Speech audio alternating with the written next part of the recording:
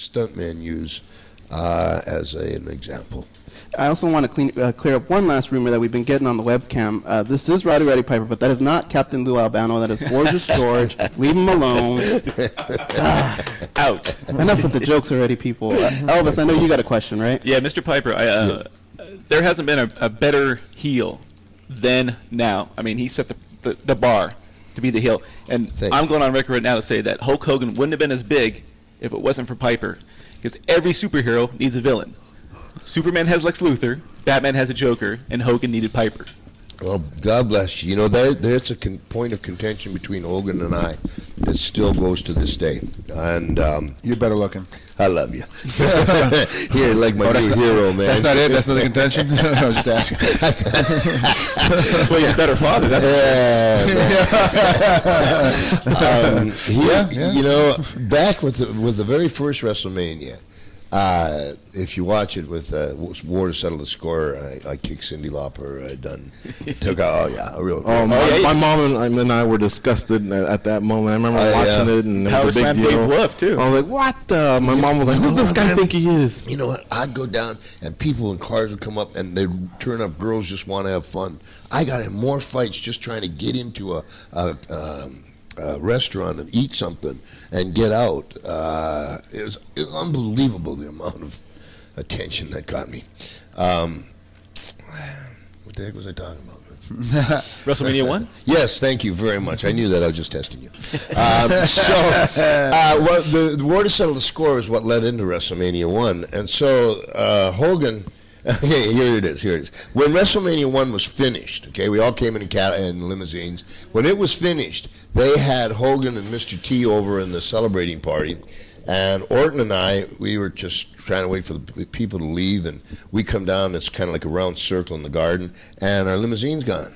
And so we come down to the bottom, and all the cars are gone. The only thing there is a policeman inside on a horse. And Orton's got his arms crossed, and the horse is pooping. and as it hits, Orton goes, shit. And we had to get a cab, and we fought our way out of that. And the cab, they started trying to roll the cab. Wow. That instantly, it's like, wait a second, you're not understanding what's going on here. So my point then was, in WrestleMania, the very first WrestleMania, they didn't come to see Hulk Hogan. They come to see Hulk Hogan kick Roddy Piper's ass. That's why they came. So if Roddy Piper hadn't shown up, they would have had to give the money back. If Hulk Hogan hadn't shown up, but they could have got Snuka in there to kick Roddy Piper's ass, they could have maybe just give half the money back. So that's my take on it, and I ain't backing off either. I'm the reason Hogan's got no hair. I just watched that match again last week, and how bad a wrestler Mr. T was. Did he even train at all to learn any moves? Because I mean, you were carrying him. When he came in that night, we came in and he's got an oxygen thing on, and I'm going, good Lord, what's going on? The guys. That was his form of training, and he wanted to come in and punch and bang heads together. And I told Vince, I said, listen, man, I've been in this situation before. It's wrong. This Mr. T was supposed to have been some kind of an amateur wrestler or something. I said, you need to keep it amateur. You can't let him throw a punch. He can try any kind of an amateur move, and then you got to hold him down. And we know Hogan can carry the ball, so we'll let T tag Hogan. And finally, I had to front face lock T and hold him there and make him drag or push me back to Hogan because he wanted to do all this other stuff. But if we had let him do that, because again, here's old school rules, and I wouldn't take a dive for him. 17 years, I didn't take a dive for him, and then boxing match, I wouldn't take a dive for him either. And the reason is this: if you have somebody coming into our sport from another field like Mr. T, he's going to come in and he's going to mess around, get the win. Then he's going to go back to his place, and then he's going to laugh and joke. And see, we need to keep making a living. So there was a cardinal rule: anybody that came out of our business, from outside our business into the ring, you need to take care of them. Meaning, keep them down and make sure our business was taken care of by the end of it. And so it was very important to to handle him. Mr. T had a pretty good big ego on him. I don't like him at all. You know, he's a confused man with Indian haircut, black gentleman with a mohawk. You know what? I got in the most trouble. One of the, I think with Brandon Tartikoff. Most trouble. Well, I got in a lot of trouble for something else, but most trouble I got in is there was Mr. T, and I don't know, man. I'd been on a roll, and I got on TV, and I said, you know, and I do believe it. Slavery. It was a terrible thing. And when they abolished slavery, I think that, you know, that was wonderful that they could come and abolish slavery. And what's the first thing Mr. T does? Put chains around his neck. Holy cow. Brandon Tartikoff himself. This is on Saturday Night Live. Oh, man, that didn't get over at all.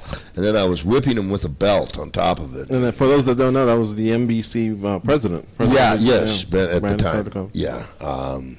But I was in. Do you want me to stop?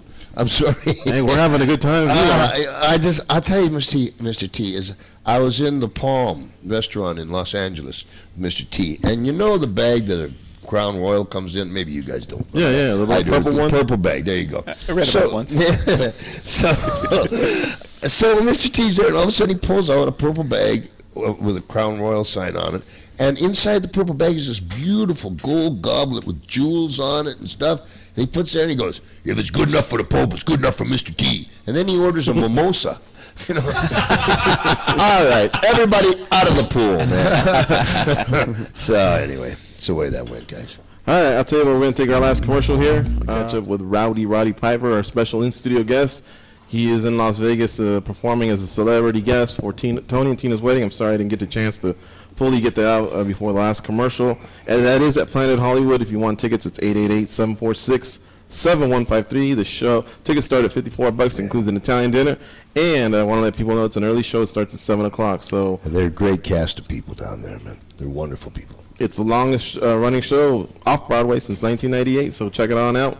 It's not only in Las Vegas, it's in many cities. So anyhow, I want to get some of the questions again here. These are from MMAjunkie.com forum. This is from Agoji Scope. He says, can you ask him why Shawn Michaels threw Marty Jannetty through the window of the barbershop window on his segment? That seriously haunted my mind as a kid for years. I thought it was real. Why Marty Jannetty threw Shawn Michaels through the barbershop? Shawn Michaels threw Marty Jannetty. So. Shawn Michaels threw Marty. Well, you know, I'm not really sure, but I remember Shawn Michaels coming up to me when he was tag team with Marty Jannetty and asking me, how do you become a main eventer? And at the time, I didn't realize what I was saying. And I said, I did, but I didn't realize the repercussions. I said, well, first of all, kid, you can't be a tag team because you got to split the money. And so, you know, so I think that might have something to do with Shawn Michaels throwing Marty Jannetty through the window. I guess he just couldn't find a window high enough. You know, that's, you know. Threw him out the window. Yeah, and so I would imagine. Yeah, I would imagine that would be Shawn Michaels claiming his independence, and he traveled with me for 2 or 3 months till I couldn't stand him anymore. Get out of here, you punk! And he's a decent guy too. But that would be my guess on it. Okay, this comes from Johnny419. He says, I'd like to know if he likes any of Carpenter's other movies. I would also like to know what his son's training regimen consists of and what martial arts they focus on. My son, Colt, he trains, it's unbelievable. He drives about 50 minutes to Team Quest, and he trains 6 hours a day, 5 days a week, and then he will go to a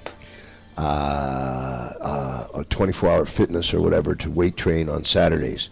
He's been doing this for about a year, and I'm guessing like a year and 2 months, a year and 3 months. He's extremely dedicated. And then he comes home and tries it. But you know what? He's just got to the point where he thinks he might stand a chance against Dad. And it's like, you were asking me that. I have a mean streak in me. When I was a kid, you know, I lived on an Indian reservation, and I was the only white kid on the Indian reservation. And I don't know what. There's something different about me, and I have a mean streak, second to no one. Nah, you're a nice guy. I don't see no. I love you too, man. But And the problem with it is, you know, you hear these guys, you know, I just go red and baloney. I'm very calculated. And one of the sayings is, you know, the last thing you'll hear is silence, because I'm out to get you. And I had to keep a lid on that mean streak. And so when I guess where I was coming from was, yeah, Colt, you don't want to try that ever, ever, ever.